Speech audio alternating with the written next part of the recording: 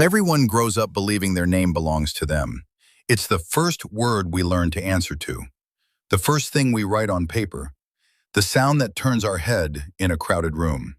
For Abel, his name had always felt normal, familiar, safe, until one quiet afternoon changed everything. Abel was 34 years old when the truth reached him. He lived a steady life, nothing flashy, nothing dramatic. He worked as a delivery coordinator for a small logistics company. He woke up early, drank his coffee black, and drove the same route every day. People knew him as dependable, quiet, polite. His mother, Evelyn, had raised him alone. She was strong in a quiet way, not the kind that made speeches, but the kind that showed up every day no matter how tired she was. Abel never asked much about his father, not because he didn't care, but because his mother never offered much to say. He wasn't ready, she'd always explain. That sentence became the end of the conversation. Abel accepted it. Some questions, he believed, didn't need answers. The letter arrived on a Tuesday. Plain envelope, no return address. Abel almost threw it away. Inside was a short message and a photocopy of a document. The message read, "I don't know if you'll believe this, but you deserve to know. Please look at the attachment." The document was old, yellowed at the edges, hard to read in places.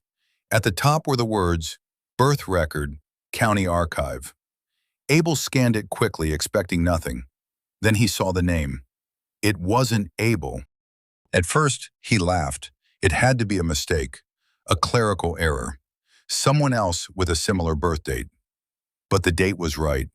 The hospital name was right. His mother's name was right. Everything matched, except the name. The room felt suddenly too quiet. Abel read the name again, slowly this time. It didn't feel foreign. It felt forgotten. He folded the paper and sat still. Questions came quickly, piling on top of each other. Why would my name be changed? Who changed it? What else don't I know? But the strongest question was the simplest. Who am I, really? Names carry weight. They connect us to family, history, and memory. Abel wondered if his life had been built on a word that never belonged to him. That night, he barely slept. The next morning, Abel visited his mother. Evelyn was in the kitchen, humming softly while washing dishes. For a moment, Abel almost stayed silent, but silence had already followed him his whole life. He placed the document on the table. She froze. The humming stopped. Evelyn didn't touch the paper, didn't look at it. She already knew. After a long pause, she sat down. "I was hoping this day wouldn't come," she said. Her voice wasn't defensive, it was tired. Evelyn explained slowly.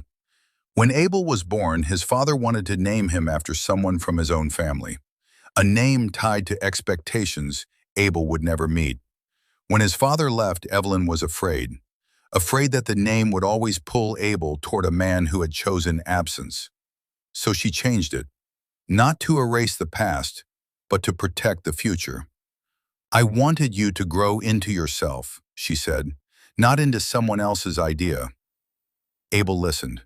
He didn't interrupt, didn't argue. For the first time, he saw his mother not just as a parent, but as a young woman who once made a difficult decision alone. That evening, Abel stood in front of the mirror. He said both names out loud, the one he'd lived with and the one he'd been given at birth. Neither felt wrong. Neither felt complete on its own. He realized something important.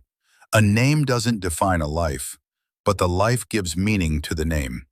Abel had built relationships, worked honestly, loved quietly. None of that disappeared with a document. Abel didn't change his name, but he didn't ignore the truth either. He kept the document in a folder, not as a secret, but as a reminder. That identity isn't something handed to us fully formed. It's something we shape over time. Sometimes the past reveals itself late, not to undo us, but to help us understand ourselves more clearly. And that day, Abel learned that knowing the truth didn't take anything away.